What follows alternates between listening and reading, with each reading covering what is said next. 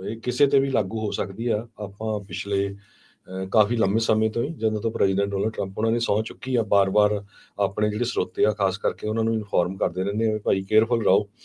ਕਿਸੇ ਨੂੰ ਕਿਸੇ ਤਰ੍ਹਾਂ ਦੀ ਵੀ ਕੋਈ ਇਮੀਗ੍ਰੇਸ਼ਨ ਨਾਲ ਰਿਲੇਟਡ ਇਸ਼ੂ ਹੈਗਾ ਆ, ਉਹਨਾਂ ਨੂੰ ਬਹੁਤ ਕੇਅਰਫੁਲ ਰਹਿਣਾ ਚਾਹੀਦਾ, ਆਪਣੇ ਵਕੀਲ ਦੇ ਨਾਲ ਗੱਲਬਾਤ ਕਰਨੀ ਚਾਹੀਦੀ ਹੈਗੀ ਆ। ਜੀ ਬਹੁਤ ਵਾਰ ਸਾਨੂੰ ਲੋਕ ਕਹਿੰਦੇ ਵੀ ਰਹਿੰਦੇ ਆ, ਦੇਖੋ ਜੀ ਇਹ ਡਰਾਈ ਜਾਂਦੇ ਆ, ਜੇ ਆ ਉਹ ਆ। ਅੱਜ ਬਿਲਕੁਲ। ਤੁਹਾਡੇ ਨਾਲ ਆਪਾਂ ਉਸ ਪੰਜਾਬੀ ਟਰੱਕ ਡਰਾਈਵਰ ਦੀ ਸਟੋਰੀ ਸਾਂਝੀ ਕਰਨ ਜਾ ਰਹੇ ਆ। ਇੰਡੀਪੈਂਡੈਂਸ ਰਿਪੋਰਟ ਨੇ ਬਹੁਤ ਵੱਡਾ ਆਰਟੀਕਲ ਇਹਦੇ ਸੰਬੰਧ ਦੇ ਵਿੱਚ ਲਿਖਿਆ ਆ। ਮਿਸ਼ੀਗਨ ਦਾ ਰਹਿਣ ਵਾਲਾ ਇਹ ਜਿਹੜਾ ਪੰਜਾਬੀ ਟਰੱਕਰ ਹੈਗਾ ਆ, ਜੀ ਕੁਨਾਲ ਓਬਰਾਏ, 20 ਸਾਲਾਂ ਤੋਂ ਅਮਰੀਕਾ 'ਚ ਰਹਿੰਦਾ, ਤੇ ਉਹਦੀ ਜਿਹੜੀ ਵਾਈਫ ਆ ਉਹ ਅਮਰੀਕਨ ਸਿਟੀਜ਼ਨ ਆ, ਬਰੁਕ ਚੁਕੇਟੇ ਕਰਕੇ ਨਾਮ ਦੱਸਿਆ ਗਿਆ। 2 ਉਹਦੀਆਂ ਬੇਟੀਆਂ ਆ। ਤੇ ਕੁਛ ਸਾਲ ਪਹਿਲਾਂ ਕਹਿੰਦਾ ਵੀ ਮੈਂ ਇੰਡੀਆ ਲਗਭਗ ਹਰ ਸਾਲ ਹੀ ਜਾਂਦਾ ਆਉਂਦਾ ਰਹਿੰਦਾ ਸੀ। 7 ਕੁ ਸਾਲ ਪਹਿਲਾਂ ਇੱਕ ਮਿਸਡਮੀਨਰ ਚਾਰਜਸ ਉਹਦੇ ਤੇ ਲਾਏ ਗਏ। ਉਹ ਜੋ ਭੰਗ ਪੀਣ ਦੇ ਸੰਬੰਧ ਦੇ ਵਿੱਚ, ਮਰਵਾਨਾ ਦੇ ਵਿੱਚ। ਸਟੇਟ ਦੇ ਵਿੱਚ ਮਰਵਾਨਾ ਅਲਾਉਡ ਆ, ਫੈਡਰਲ ਦੇ ਸੰਬੰਧ ਦੇ ਵਿੱਚ ਮਰਵਾਨਾ ਅਲਾਉਡ ਨਹੀਂ ਸੀ। ਸੋ ਉਹਦੇ ਤੇ ਜੋ ਚਾਰਜਸ ਲੱਗ ਗਏ, ਉਹ ਇੰਡੀਆ ਵਿਜ਼ਿਟ ਕਰਨ ਗਿਆ। ਜਦੋਂ ਇੰਡੀਆ ਤੋਂ ਵਾਪਸ ਆ ਰਿਹਾ ਸੀ, ਮਿਸ਼ੀਗਨ ਦਾ ਰਹਿਣ ਵਾਲਾ, ਤੇ ਉਸ ਨੂੰ ਡੈਟਰਾਇਟ ਏਅਰਪੋਰਟ ਤੇ ਜੋ ਇਮੀਗ੍ਰੇਸ਼ਨ ਅਥਾਰਟੀਜ਼ ਆ ਉਹਨਾਂ ਨੇ ਰੋਕ ਲਿਆ। ਉਹ ਕਹਿੰਦੇ ਵੀ ਤੇਰੇ ਤੇ ਕੋਈ ਚਾਰਜ ਲੱਗੇ ਸੀ ਕਾਫੀ ਲੰਮਾ ਸਮਾਂ ਪਹਿਲਾਂ। ਉਹ ਕਹਿੰਦਾ ਮੈਨੂੰ ਤਾਂ ਯਾਦ ਵੀ ਨਹੀਂ। ਸੋ ਯੂਜ਼ਲੀ ਕਈ ਵਾਰੀ ਕੀ ਹੁੰਦਾ ਵੀ ਬੰਦਾ ਭੁੱਲ ਵੀ ਜਾਂਦਾ ਆ। ਡੈਟਰਾਇਟ ਮੈਟਰੋ ਏਅਰਪੋਰਟ ਦੇ ਉੱਤੇ ਕਹਿੰਦੇ ਵੀ ਉਹਨਾਂ ਨੇ ਕਿਹਾ ਵੀ ਓਕੇ 2018 'ਚ ਤੇਰੇ ਤੇ ਚਾਰਜਸ ਲੱਗੇ ਸੀ, ਤੇ ਉਹ ਤੂੰ ਪੁਲਿਸ ਰਿਪੋਰਟ ਆਪਣੀ ਜੋ ਵੀ ਆ ਉਹ ਲੈ ਕੇ ਆ। ਤੇ ਫਰਵਰੀ 3 ਨੂੰ ਜੋ ਓਬਰਾਏ ਆ, 37 ਸਾਲਾਂ ਦਾ ਰਹਿਣ ਵਾਲਾ, ਉਹ ਆਈਸ ਏਜੰਟਸ ਦੇ ਕੋਲ ਰਿਪੋਰਟ ਲੈ ਕੇ ਗਿਆ। ਉਹਦਾ ਗ੍ਰੀਨ ਕਾਰਡ ਉਹਨੇ ਰੱਖ ਲਿਆ। ਉਹ ਕਹਿੰਦੇ ਤੈਨੂੰ ਘਰ ਜਾਣ ਦੇ ਦਿੰਦੇ, ਪਰ ਤੈਨੂੰ ਲਿਆਣੀ ਪੈਣੀ ਆ ਉਹ ਰਿਪੋਰਟ।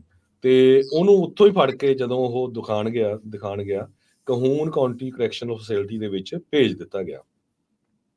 ਕਹਿੰਦੇ ਵੀ ਉਹਦੀ ਜਿਹੜੀ ਵਾਈਫ ਆ ਬਰੁਕ, ਤੇ ਉਹ ਕਹਿੰਦੀ ਮੈਂ ਕਦੇ ਸੋਚਿਆ ਨਹੀਂ ਸੀ। ਬਰੁਕ ਨੇ ਖੁਦ ਪ੍ਰੈਜ਼ੀਡੈਂਟ ਡੋਨਲਡ ਟਰੰਪ ਉਹਨਾਂ ਨੂੰ ਇਸ ਵਾਰ ਵੋਟ ਪਾਈ ਆ। ਉਹ ਕਹਿੰਦੀ ਵੀ ਮੈਂ ਖੁਦ ਪ੍ਰੈਜ਼ੀਡੈਂਟ ਟਰੰਪ ਦੀ ਸਪੋਰਟਰ ਹੈਗੀ ਆ। ਜਿਹੜਾ ਓਬਰਾਏ ਆ ਉਹ ਕਹਿੰਦਾ ਵੀ ਮੈਂ ਵੀ ਪ੍ਰੈਜ਼ੀਡੈਂਟ ਟਰੰਪ ਨੂੰ ਸਪੋਰਟ ਕਰਦਾ, ਕਿਉਂਕਿ ਮੈਂ ਵੋਟ ਪਾ ਨਹੀਂ ਸਕਦਾ ਸੀ, ਮੇਰੀ ਗ੍ਰੀਨ ਕਾਰਡ ਆ, ਪਰ ਮੈਂ ਉਹਨੂੰ ਜਿਹੜਾ ਸਪੋਰਟ ਕੀਤਾ ਹੈਗਾ। ਤੇ ਯੂਐਸ ਸਿਟੀਜ਼ਨ ਨੂੰ ਲੀਗਲੀ ਮੈਰਿਡ ਆ, 20 ਸਾਲਾਂ ਤੋਂ ਅਮਰੀਕਾ ਦੇ ਵਿੱਚ ਰਹਿ ਰਿਹਾ। 2 ਉਹਦੇ ਬੱਚੀਆਂ ਆ, ਇੱਕ 8 ਸਾਲ ਦੀ, ਇੱਕ 3 ਸਾਲ ਦੀ, ਤੇ ਚੱਕ ਕੇ ਉਹਨੂੰ ਜੇਲ੍ਹ ਦੇ ਵਿੱਚ ਪਾ ਦਿੱਤਾ। ਉਹ ਤੋਂ ਬਾਅਦ ਲੱਕਲੀ ਜਿਹੜਾ ਆ ਉਹਦਾ ਜਿਹੜਾ ਕੇਸ ਆ ਉਹ ਫਾਈਟ ਕੀਤਾ। ਸੋ ਉਸ ਅਟਾਰਨੀ ਨੇ, ਡੈਮਨ ਨਾਮ ਦੀ ਇੱਕ ਅਟਾਰਨੀ ਆ, ਉਹ ਕਹਿੰਦੀ ਵੀ ਮੈਂ ਜੱਜ ਨੂੰ ਐਕਸਪਲੇਨ ਕਰਨ 'ਚ ਕਾਮਯਾਬ ਹੋ ਗਈ ਵੀ ਭਾਈ ਇਹ ਬੰਦੇ ਦੇ ਨਾਲ ਤਾਂ ਬਹੁਤ ਧੱਕਾ ਹੋ ਰਿਹਾ। ਕਹਿੰਦੇ ਫੜ ਕੇ ਉਹਨੂੰ ਲਿਜਾਇਆ ਗਿਆ, 20 ਘੰਟੇ ਇੱਕ ਹੋਲਡਿੰਗ ਸੈੱਲ 'ਚ ਰੱਖਿਆ ਗਿਆ, 22 ਘੰਟੇ। ਤੇ ਉਸ ਤੋਂ ਬਾਅਦ ਜਿਹੜੀ ਜੇਲ੍ਹ ਸੀਗੀ ਯਪਸਿਲੰਟੀ, ਇੱਕ 35 ਮੀਲ ਦੂਰ ਆ ਡੈਟਰਾਇਟ ਤੋਂ, ਉੱਥੇ ਰੱਖਿਆ ਗਿਆ। ਕਹਿੰਦੇ ਇੱਕ ਰੂਮ ਦੇ ਵਿੱਚ 25 ਕੁ ਜਾਣੇ ਸੀਗੇ, 25 ਤੋਂ 30 ਜਾਣੇ ਬੰਕ ਬੈੱਡ ਬਣਾਏ ਹੋਏ ਸੀਗੇ। ਤੇ ਜਦੋਂ ਕੋਰਟ ਡੇਟ ਹੋਈ ਉਹਦੀ ਅਪ੍ਰੈਲ 16 'ਚ, ਸੋ ਫਰਵਰੀ ਦਾ ਫੜਿਆ ਗਿਆ। ਅਪ੍ਰੈਲ 16 ਨੂੰ ਜਾ ਕੇ ਓਬਰਾਏ ਦੀ ਜਿਹੜੀ ਡੇਟ ਆ ਉਹ ਆਈ, ਤੇ ਉਹ ਜੱਜ ਨੂੰ ਐਕਸਪਲੇਨ ਕਰਨ 'ਚ ਕਾਮਯਾਬ ਹੋ ਗਿਆ ਵੀ ਭਾਈ ਠੀਕ ਆ, ਮੇਰੇ ਤੋਂ ਇਹ ਗਲਤੀ ਹੋਈ ਸੀ, ਮੇਰੇ ਆ 2 ਬੱਚੇ ਆ, ਇੱਕ 8 ਸਾਲ ਦੀ ਆ, ਇੱਕ 3 ਸਾਲ ਦੀ ਆ, ਲੀਗਲੀ ਮੈਰਿਡ ਹੈਗੇ ਆ, ਮੇਰਾ ਸੋਹਣਾ ਬਿਜ਼ਨਸ ਚੱਲਦਾ ਆ, ਸਾਰਾ ਕੁਛ ਆ, ਠੀਕ ਆ, ਇੱਕ ਵਾਰੀ ਮਿਸਟੇਕ ਹੋ ਗਈ ਤੇ ਮੈਨੂੰ ਮਾਫ ਕੀਤਾ ਜਾਵੇ। ਤੇ ਕਹਿੰਦੇ ਲੱਕਲੀ ਜਿਹੜਾ ਜੱਜ ਸੀਗਾ ਉਹਨੇ ਕੇਸ ਡਿਸਮਿਸ ਕਰਤਾ। ਪਰ ਉਹਨੇ ਇਹ ਵੀ ਕਹਿਤਾ ਵੀ ਜੇ ਕਿਤੇ ਫਿਊਚਰ ਦੇ ਵਿੱਚ ਇਦਾਂ ਦੀ ਫੇਰ ਚੀਜ਼ ਵਾਪਰੀ ਤੇ ਤੈਨੂੰ ਜਿਹੜਾ ਡਿਪੋਰਟ ਕੀਤਾ ਜਾਊਗਾ। ਸੋ ਉਹਦੀ ਜਿਹੜੀ ਵਕੀਲ ਆ ਉਹ ਕਹਿੰਦੀ ਟੋਟਲੀ ਇਹ ਜੱਜ ਤੇ ਡਿਪੈਂਡ ਕਰਦਾ ਹੈਗਾ।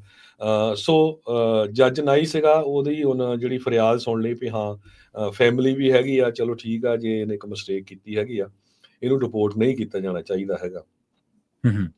ਸੋ ਇੱਥੋਂ ਜਿਹੜਾ ਓਬਰਾਏ ਆ ਉਹ ਲੋਕਾਂ ਨੂੰ ਹੁਣ ਇਹ ਵੀ ਕਹਿੰਦਾ ਹੈ ਇੰਡੀਪੈਂਡੈਂਸ ਰਿਪੋਰਟ ਦੇ ਵਿੱਚ ਵੀ ਮੇਕ ਸ਼ੋਰ ਕਰੋ ਕਿਸੇ ਤਰ੍ਹਾਂ ਦੀ ਵੀ ਕੋਈ ਮਾੜੀ ਮੋਟੀ ਗਲਤੀ ਨਾ ਕਰੋ।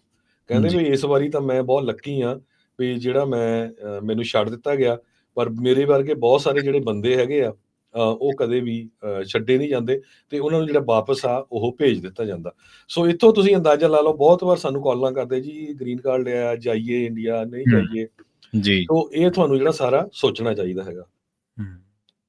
ਜੀ ਬਿਲਕੁਲ। ਦੇਖੋ ਆਪਾਂ ਇਹ ਕਹਿਣਾ ਬਹੁਤ ਸੌਖਾ ਹੈ ਵੀ ਤੁਸੀਂ ਡਰਾਉਣੇ ਆ ਜਾਂ ਤੁਸੀਂ ਇਸ ਤਰ੍ਹਾਂ ਕਰਦੇ ਆ, ਪਰ ਇਹ ਇਮੀਗ੍ਰੇਸ਼ਨ ਦੇ ਨਾਲ ਜੁੜੀਆਂ ਜਿਹੜੀਆਂ ਖਬਰਾਂ ਉਹਨਾਂ ਦੇ ਵਿੱਚ ਸੱਚਾਈ ਆ ਕਿ ਕੋਈ ਬੰਦਾ ਇਹ ਸੋਚ ਸਕਦਾ ਵੀ ਉਹਦੇ ਕੋਲ ਇੰਨਾ ਪੁਰਾਣਾ ਗ੍ਰੀਨ ਕਾਰਡ ਹੋਵੇ ਤੇ ਉਹ ਕਈ ਵਾਰੀ ਵਿਸਾਰ ਦਿੰਦਾ ਨਾ ਕਿ ਮਸਲੇ ਹੋ ਜਾਂਦੇ ਪੈਦਾ, ਕੋਈ ਕੇਸ ਜਾਂ ਕੋਈ ਹੋਰ ਕੋਈ ਚਾਰजेस ਲੱਗ ਗਏ, ਆਪਾਂ ਕਹਿੰਦੇ ਚੱਲ ਕੋਈ ਨਹੀਂ ਫਿਰ ਕੀ ਆ, ਪਰ ਉਹ ਪਤਾ ਨਹੀਂ ਕਿਹੜੀ ਚੀਜ਼ ਅਮਰੀਕਾ ਦੇ ਵਿੱਚ ਤੁਹਾਡੇ ਸਾਹਮਣੇ ਨਿਕਲ ਕੇ ਆ ਜਾਣੀ ਹੈ, ਸਾਲ ਬਾਅਦ, 2 ਸਾਲਾਂ ਬਾਅਦ, 5 ਸਾਲਾਂ ਬਾਅਦ, 7 ਸਾਲਾਂ ਬਾਅਦ।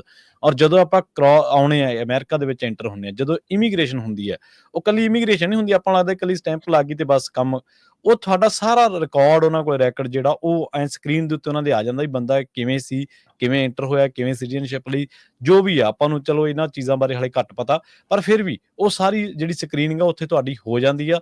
ਸੋ ਜਿਨ੍ਹਾਂ ਦੇ ਵੀ ਕੋਈ ਪੁਰਾਣੇ ਕੋਈ ਇਸ ਤਰ੍ਹਾਂ ਦੇ ਮਾਮਲੇ ਆ, ਕੋਈ ਸ਼ੱਕ ਆ ਕਿਸੇ ਵੀ ਤਰ੍ਹਾਂ ਦਾ, ਪਹਿਲੀ ਗੱਲ ਤਾਂ ਇਸ ਤਰ੍ਹਾਂ ਦੇ ਨਸ਼ੇ ਤੋਂ ਗੁਰੇਜ਼ ਕਰੋ। ਕੋਈ ਜਦੋਂ ਵੀ ਤੁਸੀਂ ਇੱਕ ਪਾਸੇ ਟਰੱਕਿੰਗ ਦੇ ਨਾਲ ਜੁੜੇ ਆ, ਦੂਜੇ ਪਾਸੇ ਇਸ ਤਰ੍ਹਾਂ ਦਾ ਕੰਮ ਆ, ਸੋ ਉਹਦੋਂ ਗੁਰੇਜ਼ ਕਰੋ। ਬਾਕੀ ਜੇ ਮਸਲੇ ਤਾਂ ਨਿਪਟਾ ਲਓ, ਐਵੇਂ ਕਿਸੇ ਤੇ ਨਜ਼ਰਾਂ ਝਾੜ ਕੇ ਕੁਛ ਨਹੀਂ ਫਰਕ, ਉਹਦੇ ਨਾਲ ਕੋਈ ਹੱਲ ਨਹੀਂ ਹੋਣਾ, ਕੋਈ ਮਸਲੇ ਦਾ ਉਹ ਹੱਲ ਨਹੀਂ ਹੈ ਜੀ। ਜੀ, ਸੋ ਬਿਲਕੁਲ ਜਿੰਨੇ ਵੀ ਸਾਡੇ ਜਿਹੜੇ ਸਰੋਤੇ ਸੁਣ ਰਹੇ, ਇੰਡੀਪੈਂਡੈਂਸ ਦੀ ਜਿਹੜੀ ਰਿਪੋਰਟ ਆ ਇਹ ਪੜ੍ਹਨੀ ਚਾਹੀਦੀ ਆ। ਉਹ ਕਹਿੰਦਾ ਵੀ 2018 ਤੋਂ ਬਾਅਦ ਮੈਂ 2-3 ਵਾਰ ਜਾ ਕੇ ਆਇਆ ਜਾ ਇੰਡੀਆ, ਕੇ ਆਇਆ, ਹਾਂਜੀ, ਤੇ ਟਰੈਵਲ ਮੈਨੂੰ ਕਦੇ ਰੋਕਿਆ ਨਹੀਂ ਗਿਆ, ਪਰ ਇਸ ਵਾਰੀ ਜਿਹੜਾ ਆ ਉਹ ਰੋਕਿਆ ਗਿਆ। ਸੋ ਇੱਥੋਂ ਤੁਸੀਂ ਅੰਦਾਜ਼ਾ ਲਾ ਸਕਦੇ ਆ ਵੀ ਕਿੰਨਾ ਜ਼ਿਆਦਾ ਜਿਹੜੀ ਸਟ੍ਰਿਕਟਨੈਸ ਆ ਆਈਸ ਵੱਲੋਂ, ਇਮੀਗ੍ਰੇਸ਼ਨ ਵੱਲੋਂ ਕੀਤੀ ਜਾ ਰਹੀ ਹੈ। ਕੀਤੀ ਜਾ ਰਹੀ।